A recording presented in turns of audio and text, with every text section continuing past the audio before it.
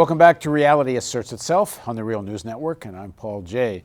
We're continuing our discussion about the 40th anniversary of the resignation of Richard Nixon after the Watergate scandal. And joining us again in the studio is a man who was involved in investigating that and much more, Burt Wides. He was part of the Senate staff that started the Watergate investigation. He was part of the creation of the Watergate special prosecutor. He also was a lead investigator dealing with the CIA for the Church Committee and a whole lot more. And his biography's down below, and watch part one because we give a more expanded biography there. Thanks for joining us again. You're welcome. Before we kind of move on into sort of a more bigger picture conversation, I mean, Nixon is remembered for the Watergate scandal, but what should have been the thing that should have sunk Nixon, the far bigger scandal with Nixon, which should he not have to resign, but he should never have been elected president if Johnson had let this go public. Johnson said he was on the verge of a peace deal with the North Vietnamese, and tells Senator Dirksen in a phone conversation to tell Nixon that he's essentially acting like a traitor, because Nixon had sent an emissary to the North Vietnamese saying, if you're going to make a peace deal, you better make it with me, because I'm not going to honor it if you make it with Johnson. And Johnson says to Dirksen, and we're going to play the tape now in just a few seconds, where he says tens of thousands of American lives are going to be on Nixon's head because I can end the war now, and he's preventing me from doing it. Here's the Johnson tape. Some of our folks, including some of the old China lobby, are going to the Vietnamese embassy and saying, please notify the president that if he'll hold out till November the 2nd, they could get a better deal. Now, I'm reading their hand, Everett. I don't want to get this in the campaign. That's right. And they oughtn't to be doing this. This is treason. We could stop the killing out there. We could get everything we've asked for, the GV, in there. But they've got this question, this new formula put in there. Namely, wait on Nixon. And they're killing 400 or 500 every day waiting on Nixon. So that was Lyndon Johnson talking to Senator Dirksen, who was the go-between Johnson and Nixon. So this kind of completely above the law. What Nixon was doing had to be illegal to sabotage American peace talks with the North Vietnamese. Was already his modus operandi, but more than that, Johnson covers it up because he knows Nixon's going to beat Humphrey. He says that in one of the phone conversations, that he's actually says to Dirksen, tell Nixon, he's going to win. We all know he's going to beat Humphrey. He's going to have his way. Why screw this up now? And it's not just tens of thousands of American lives. There was probably more than how many million lives of Vietnamese and Cambodians that wind up dying because Nixon prolongs the war for years. Bombs Cambodia. Yeah. So, I mean, the guy is essentially involved in criminal activity right from who knows what he was before he gets elected, but even to get elected, he creates a conspiracy. But my point is that is that not actually systemic? That if you're going to be the global hegemon and you're going to have a national security state, you're going to do these things because the rationalization is, we're the most powerful on the globe, and we can get away with this stuff, and I'm the president, and I'm just going to do it. So you get the Church Committee, which exposes all the rotten activities CIA was involved in, and FBI. It's only a few years later, Reagan is right back at the same stuff. I don't know with regard to the rights of Americans that before 9/11, it was all back to the same. And as I think I mentioned before... So there's a difference between what they do domestically and what they do internationally. And I think the main impact of the Church Committee, by far, was with regard to the rights of Americans in terms of investigations and surveillance on national security grounds. And I think it was substantially changed. I think after, I'm not saying eliminated, but I think substantially reduced. After 9/11, it was all bets are off. And one thing I didn't mention in the previous segment, even with regard to the foreign affairs, the CIA, as has been discussed on your programs, overthrew all sorts of countries. and did lesser but still very debilitating covert action in other countries. And there was no record that the president had ordered it. So there was the concept of plausible deniability. Even as to the assassination plots during the Church Committee, I think it was Secretary McNamara, Secretary Rusk, McGeorge Bundy, or 2 or 3 of them came in and said, of course, Bob and John Kennedy wouldn't have approved of that. One reform from the Church Committee, still in effect today, and I think largely practiced, was the requirement that for any major covert action, not planning an editorial in the New Delhi Times, but a major one, the president has to sign a finding that it's essential to national security and promptly tell the Congress. So even as to foreign affairs, there was a major restriction, and then it's, of course, up to the intelligence committees as to what they do with it, and then you get into separate questions of to what extent the public knows and so forth. And pre-9/11, do you think some of this actually worked? Yes. Yeah. I think, first place, you never know what you don't know, as Secretary Rumsfeld famously said. Which I always agreed with him. I don't know why he got such heck for that statement. I always thought it was Well, it's true. a pretty good statement. So when I was counsel to President Carter for oversight of the all the intelligence agencies, he issued an executive order to protect the rights of Americans, and it included the requirement that an inspector general and general counsel at each agency involved in intelligence would stay on top of what was going on in their agency, and if it raised any question of legality or propriety, report it to me. And then if I investigated it and thought it was serious, I'd go to the board, which was Governor Scranton, Al Gore Sr., Vice President Gore's father, who was a senator, and another person. We would take it to Carter, and if they thought it was sufficiently serious, and do something about it. And I think in that era, right after Watergate, Stansfield Turner, pretty straight arrow admiral who was the head of the CIA, and the FBI was William Webster, before that Clarence Kelly, the police chief of Kansas. I think things were dialed way back. Did they start creeping up again? Yes. But I think before 9/11 and after 9/11 is like night and day. That being said, As to domestic. I get it, but isn't there's a tradition that at the highest levels, you're going to get pardoned if you get caught? I mean, there's Ford pardons, the pardons that Liddy gets. There's the pardon of Cheney pardons. Obama didn't prosecute; it's amounted to a pardon. I mean, they should have prosecuted Bush Cheney for an illegal war, for torture, violating FISA, any number of things. Well, the worst example of just to confirm what you're saying is that after Iran-Contra, there was a special prosecutor, highly regarded Republican former judge, deputy attorney general under Eisenhower, Walsh.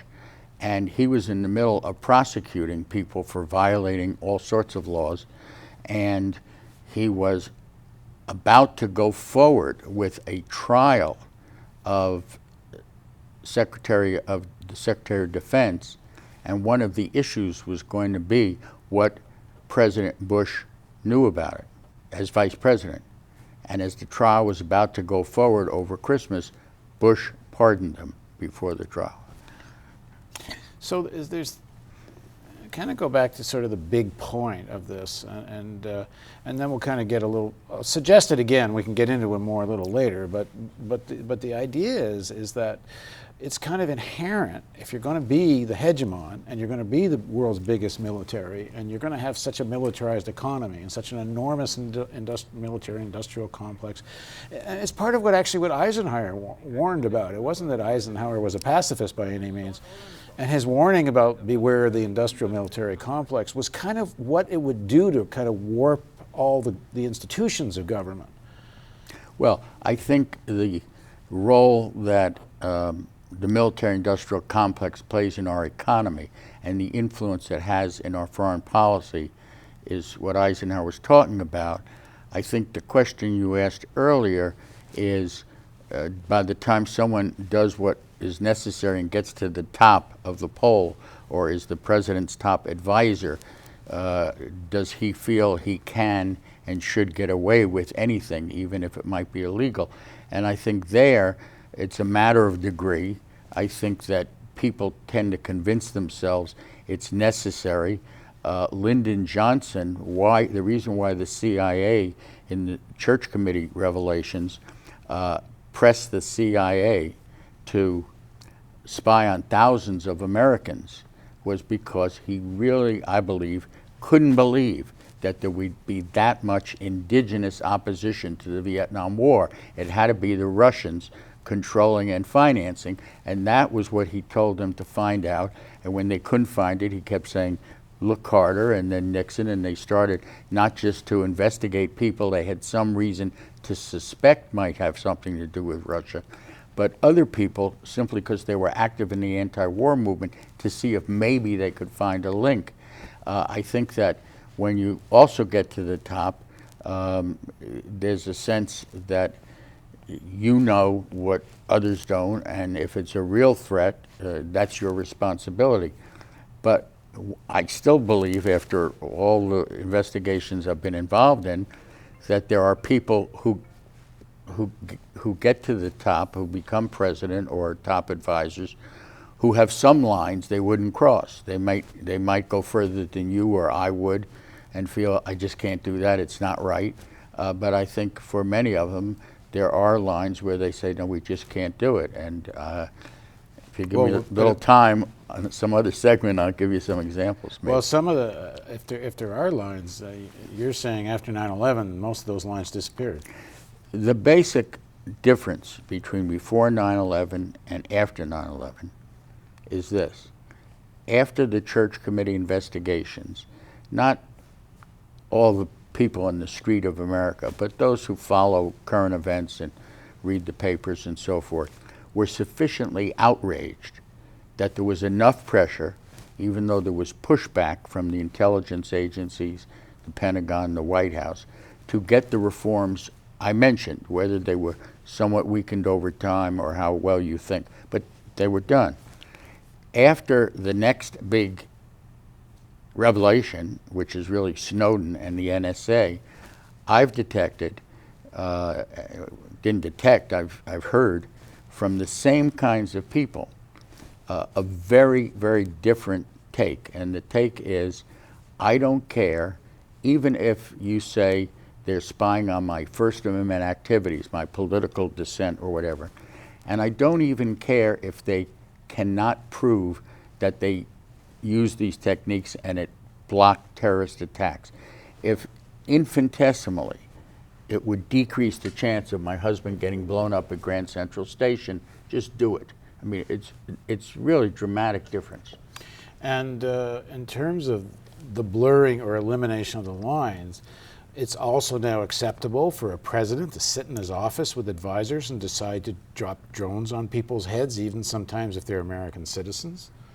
I mean, there seems to be no lines here, and this recent spat between the Senate Intelligence Committee and the CIA, it seems to be more territorial than about any substantive thing that this Intelligence Committee is really going to be an oversight committee, because as far as I know, most people have considered this, certainly since 9/11, a completely rubber stamp, if not before. Well, there are some people within the committee who have been pretty vigorous, but the Republicans and some of the senior Democrats have been thought to be too much of a rubber stamp. But I wanted to go back to what you said about Obama. I think that the ball game was over when Brennan was insinuated himself into Obama's presidential campaign, because I knew then there was going to be not only no prosecution, but not even what most liberals assumed, some serious investigations of the waterboarding and the rendition and so forth. Because he was an illegal war. He was a top advisor to Tenet when Tenet headed the CIA. He was an enthusiastic supporter, by all accounts, of the extraordinary techniques, intensive interrogation.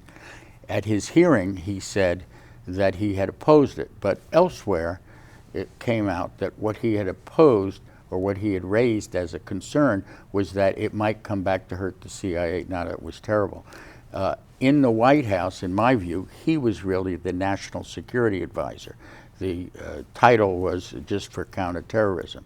So now for Obama to point out that he didn't tell the truth unless you believe that he didn't know about what went on when they wrongly got into the committee staff's computers. But in general, for Obama to say that with Brennan's participation, all this terrible stuff went on, is a little embarrassing. And I don't think you're going to get anything on the substance of the report out of the White House. In terms of the food fight, which I call it, given the